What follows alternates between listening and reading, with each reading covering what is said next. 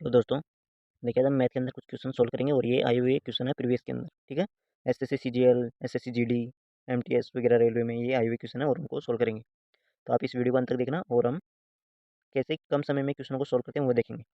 दोस्तों ये question value putting वाले हैं। ठीक है, अब वैल्यू पुटिंग कब करते हैं वो आज मैं आपको सिखाऊंगा। अब देखिए, सबसे पहले आपको इक्वेशन और वेरिएबल के बारे में पता होना चाहिए।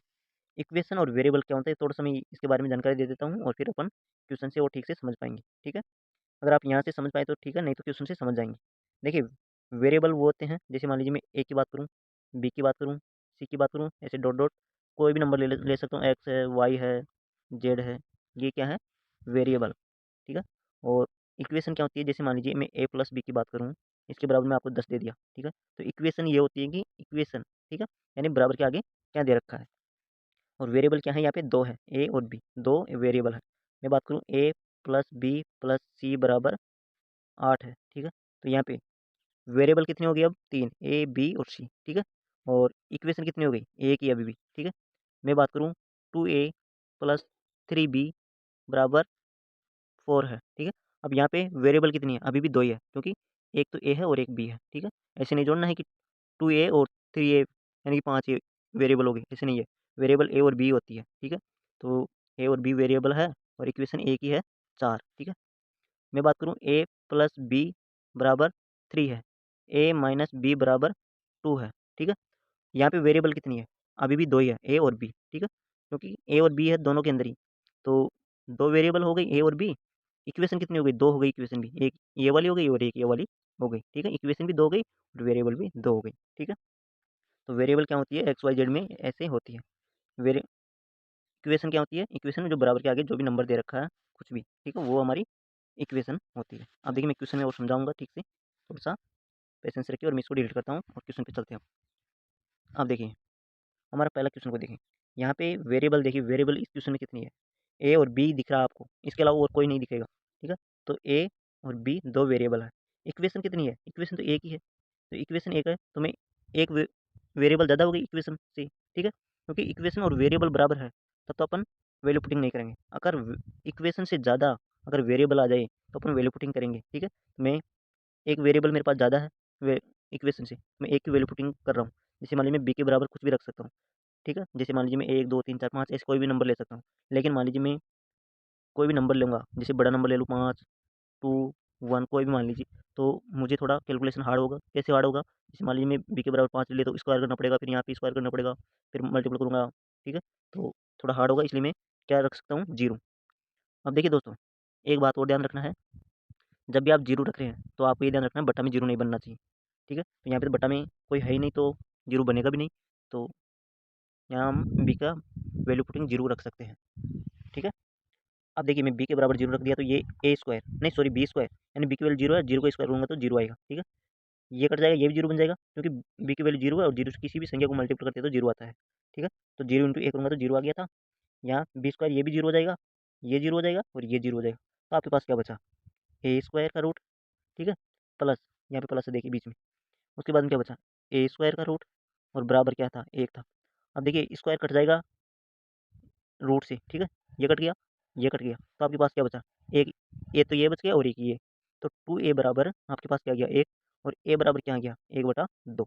ठीक है, अब ए के बराबर आपके पास 1/2 आ गया। अब आपको किसका मान पूछ रहा है, इसका ही तो पूछ रहा था। ठीक है, इसका तो क्या है, 1 माइनस ए स्क्वायर। अब ए की वैल्यू क्या है, 1/2, 1/2 का स्क्वायर करूँगा तो कितना आएगा, 1/4। ठीक है, bracket 1 minus B square, B की वैल्यू 0 है, तो 1 में से 0 खत्म होगा तो 0 होगा। ठीक है, और 1 से मल्टीप्लाई करूँगा तो यही आ जाएगा वापस। अब 4 इंटू 1 किया तो 4, और 4 में से 1 गया तो 3, तो 3/4 मेरा राइट आंसर आ जाएगा, ऑप्शन नंबर ए। ठीक है, ये मेरा राइट आंसर आ गया। अब देखिए दोस्तों, अगले क्वेश्चन पे चलते हैं, और यहाँ से आप ठीक नहीं समझ पाए तो अगले क्वेश्चन से समझ जाएंगे।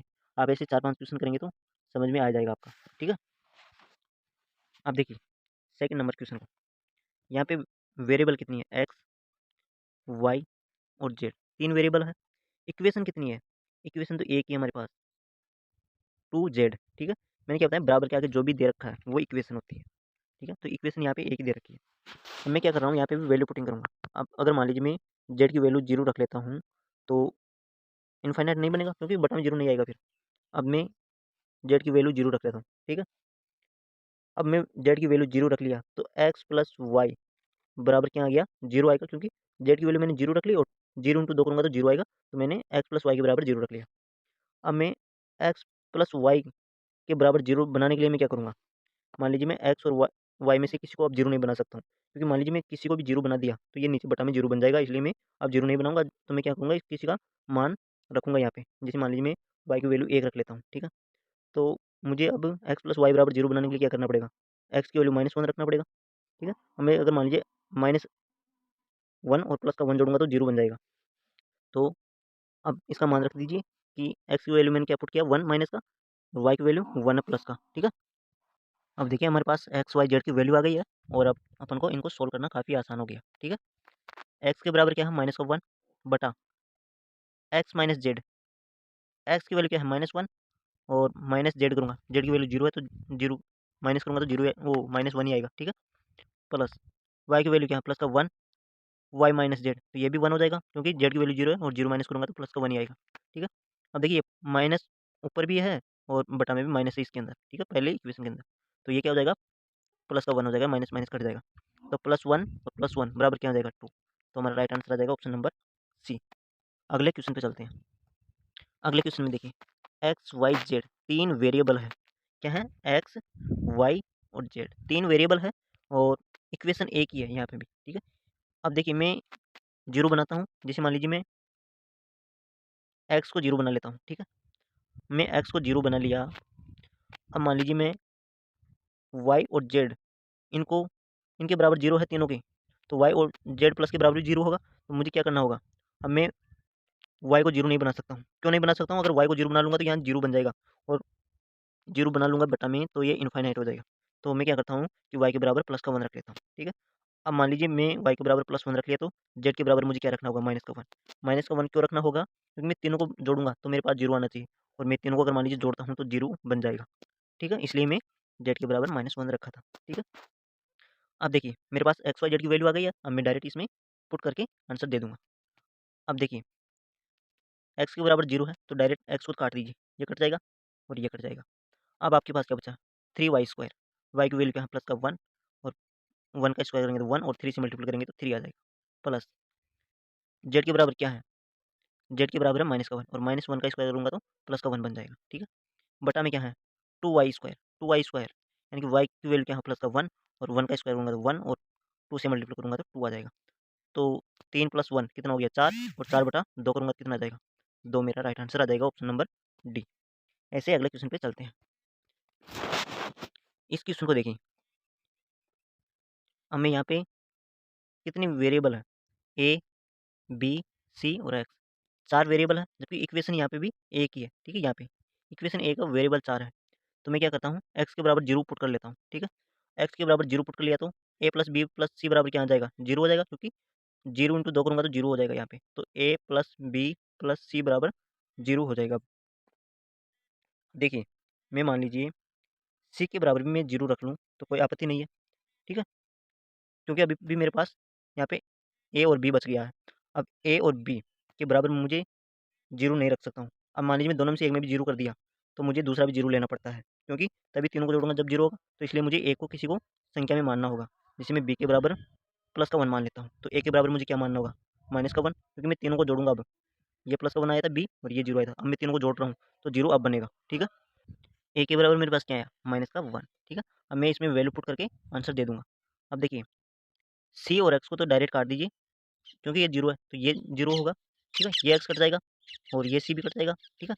ये एक्स कट जाएगा और ये एक्स कट जाएगा, ठीक है। और ये सी कट जाएगा क्योंकि सी के बराबर जीरो है। अब आपके पास क्या बचा, -a का स्क्वायर, ठीक है, प्लस -b का स्क्वायर, ठीक है। दोस्तों यहाँ पे b है, ठीक है, दो नहीं है, b है, b का स्क्वायर और बटा में क्या है, a square plus b square.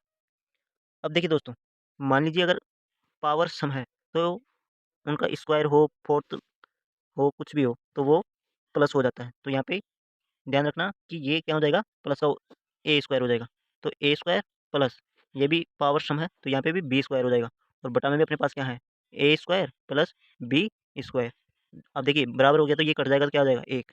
तो हमारा राइट आंसर क्या जाएगा, ऑप्शन नंबर सी। आप ए और बी का मान रखकर भी करेंगे तब भी आपका आंसर एक ही आएगा, ठीक है। तो ध्यान रखना है कि आप ऐसे भी कर सकते हैं। अगले क्वेश्चन पे चलते हैं। अब देखिए दोस्तों, यहाँ पे वेरिएबल कितनी है, ए, बी और सी, ठीक है, 3 वेरिएबल है। इक्वेशन यहाँ पे कितनी आ गई, अब इक्वेशन आ गई यहाँ पे 2, 2 इक्वेशन है, 3 वेरिएबल है। अब मैं यहाँ पे एक की वैल्यू पुटिंग कर सकता हूँ किसी की भी, ए, बी में से, ठीक है, ए, बी, सी में से मैं एक की वैल्यू पुटिंग कर सकता हूँ, क्योंकि इक्वेशन से एक वेरिएबल ज़्यादा है, क्योंकि इक्वेशन 2 है, वेरिएबल 3 है, तो मैं एक वेरिएबल की वैल्यू पुट कर सकता हूँ। तो मैं मान लीजिए सी के बराबर 0 रख लेता हूँ।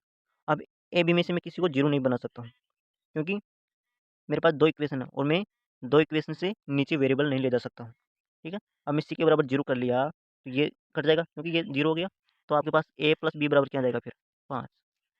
अब सी बराबर 0 है, तो ये 0 से मल्टीप्लाई करूँगा बी को, तो ये 0 बन जाएगा, ये 0 बन जाएगा क्योंकि सी की वैल्यू 0 है और 0 इंटू ए करूँगा तो 0 होगा। तो आपके पास ए बी बराबर क्या आ गया 8। अब देखिए ये 0 बन जाएगा क्योंकि सी की वैल्यू 0 और 0 को किसी भी संख्या से मल्टीप्लाई करते हैं तो 0 बनता है। ये 0 बन जाएगा, ये 0 बन जाएगा। अब आपके पास क्या बचा, A B bracket A plus B, और आपके सामने ये तो है ही कि ए बी बराबर कितना है 8, ठीक है, ब्रैकेट ए प्लस बी कितना है 5। अब मैं 5 इंटू 8 करूँगा तो कितना आ जाएगा 40, तो मेरा राइट आंसर आ जाएगा ऑप्शन नंबर डी। ठीक है दोस्तों, दोस्तों आपको अच्छा लगा तो सब्सक्राइब कर लीजिए, और मैं आगे भी ऐसे क्वेश्चन लाता रहूँगा जो एग्जाम में हेल्पफुल हो। थैंक यू दोस्तों, और बेल आइकन भी दबा लीजिए, जो आपको नोटिफिकेशन प्राप्त हो जाएगा। Thank you.